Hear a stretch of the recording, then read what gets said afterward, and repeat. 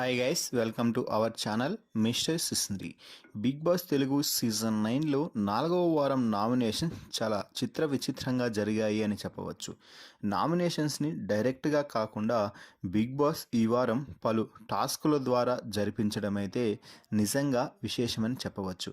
ఎందుకు అంటే గత 3 వారాలుగా బిగ్ బాస్ హౌస్లో మొత్తం కలిపి గట్టిగా 4-5 టాస్కులు కూడా జరగలేదు. కానీ ఈ వారం నామినేషన్స్ కోసం ఏకంగా 5 నుంచి 6 టాస్కులు జరిపించడం నిజంగా అభినందించాల్సిన అంశం. ఇక ఇందులో భాగంగా మొదటగా ఇమ్యూనిటీస్ కోసం ఇమ్యూనిటీస్ స్టార్ టాస్క్ అయితే పెట్టడం జరిగింది. ఈ టాస్క్లో సుమన్ శెట్టి, తనూజ విన్నర్స్గా నిలవడంతో వీరిద్దరూ కూడా నామినేషన్స్ నుంచి సేవ్ అయ్యారు. ఇక ఆ తర్వాత మరో టాస్క్ ద్వారా హౌస్మేట్స్ని గ్రూపులుగా విభజించి టాస్క్ గెలిచిన టీం మరొక టీంలో నుంచి ఒకరిని డైరెక్ట్గా నామినేట్ చేయొచ్చు అంటూ అధికారం అయితే ఇస్తూ టాస్క్ని అయితే జరిపించారు బిగ్ బాస్.